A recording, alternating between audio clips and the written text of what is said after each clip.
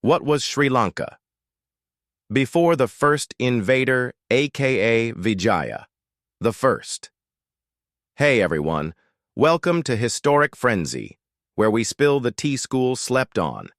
Before we drag our first king for filth, let's rewind and peep the chaos gremlins that ran.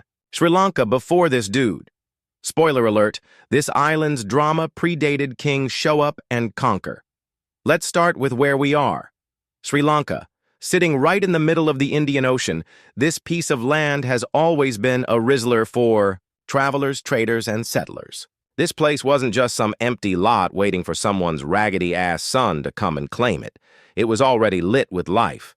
That being said, we're talking about a time when sea travels were not really mainstream, so I think although we did not have that much of contact beyond what our eyes could see, the neighbors, you know who, knew about us even then. Break. For personal conspiracy theory, I think both Vijaya and his daddy knew where he was headed when he got onto that god-forsaken ship. Because think about it. What flucking king would ship off his son to nowhere, no matter how big of a beachless mess he was? So they planned to come here, they wanted to come here. God knows what the fluck reason they framed this as an accident for? Okay, end of theory. Since there are not many facts backing this theory, tell me in the comments if you agree or not.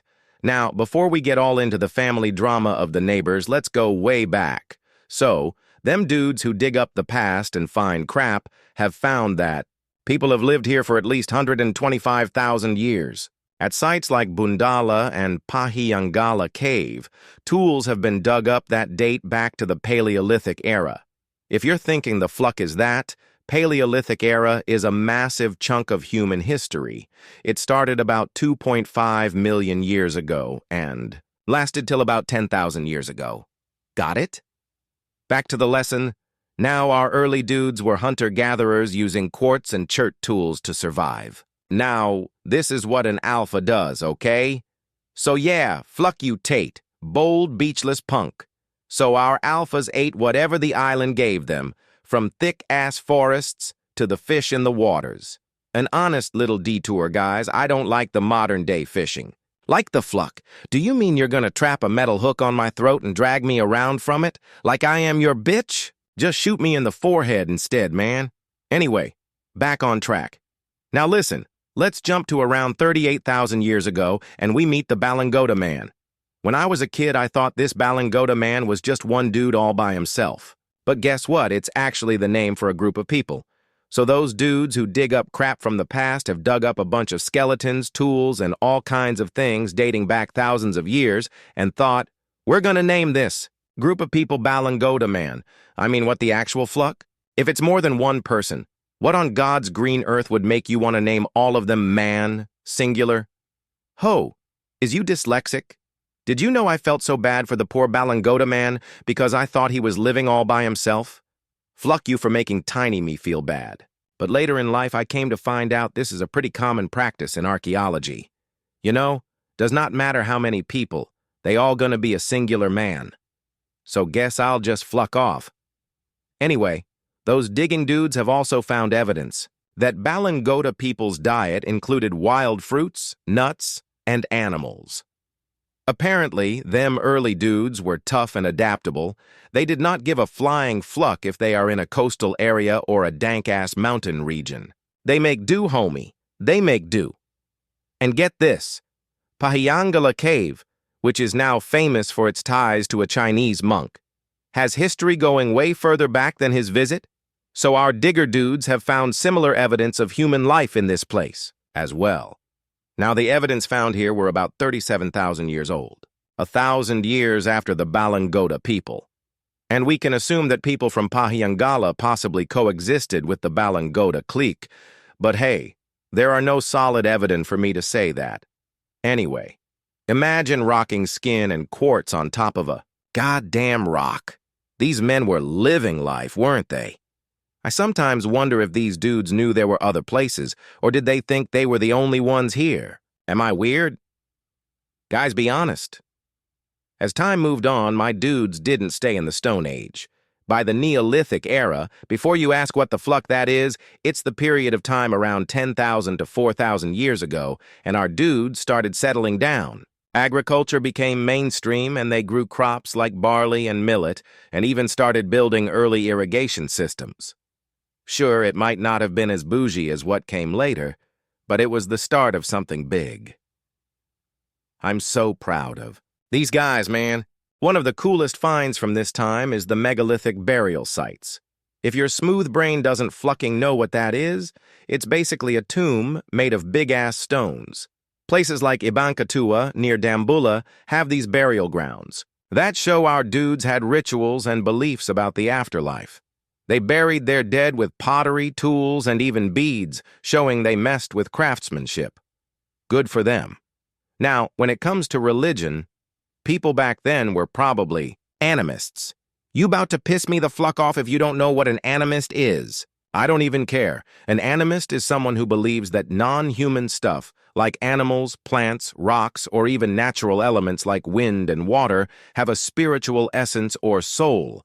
So they worshipped nature, trees, rivers, mountains, and performed rituals to keep the forces of nature on their side. These early beliefs may be the reason why Sri Lankans were so on board with accepting Buddhism later down the lane.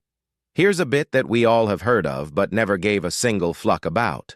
According to Sri Lankan chronicles like the Mahavamsa, the Buddha visited the island 3 times during his lifetime.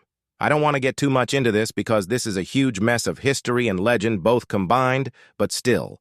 According to the Mahavamsa, Lord Buddha supposedly swung by Sri Lanka 3 times, which is seen as a big deal for the island's spiritual journey. The story goes that he visited spots like Mahiyangana, Nagadipa, and Kalanya to settle beef between the local Yakas and Nagas. Now this is a bit that I will fight any beach with, because when Sri Lankans fight, we do need a third party to knock some sense into us, and I will be covering who the Yakas and Nagas were when I tell you about our girl Kuwaini. Okay? But to be clear, according to this big book of history, Sri Lanka had a well-formed society that was clashing with each other even when Lord Buddha was still walking on Earth. So the assumption is valid that we were on our way to something great had the beach boy not shown up to Indianize us. On to the next thing. Have you ever been to Aligala shelter near Sigiriya? If you have, then you might have seen these drawings of animals and human figures done by the late dudes that were here long before the big-backed daddy's boy came in, giving us a peek into what life might have looked like. Now, was this place mentioned anywhere in our textbooks? I don't remember ever reading about this. But then again, I never really studied it, so this may be on me. If you were one of those annoying know-it-alls in school, drop a comment and tell me if this was in the books. Disclaimer, I hate cinnamon. Did you know it's native to Sri Lanka? I read an article somewhere about how it's possible that people were already using it thousands of years ago. But I can't find it anymore, so take my word for it, homie, they were using it. By around 900 BCE to 500 BCE, Sri Lanka was stepping up its game. Now, before I yap on further, let me teach y'all dumb fricks something. 900 BCE. BCE means before Common Era. So 900 BCE is 900 years before year 1, the start of the Common Era, which is what we usually think of as Anno Domini, or AD, and it counts backward. So, as you go further back in time, the numbers get larger in BCE, like 1000 BCE, 2000 BCE, the opposite of how numbers go up in CE, Common Era. It's like a reverse countdown to year 1. I get it if many of you know how this works, but if there was one of you who did not know, then I'm saying this for them. Unlike our schools, I do not leave any one of you behind. Let's go. This period, 900 BCE to 500 BCE, known as the Proto-Historic Era, saw major changes. Iron tools replaced stone ones, and irrigation systems became Villages turned into larger, more organized settlements. Anuradhapura, which would later become the main character, might have had its pregnancy announcement in this period. Bronze and iron tools weren't just about practicality. They also pointed to a clique that was becoming more structured. Pottery from this era, decorated with dank-ass designs, suggests a growing sense of art and culture.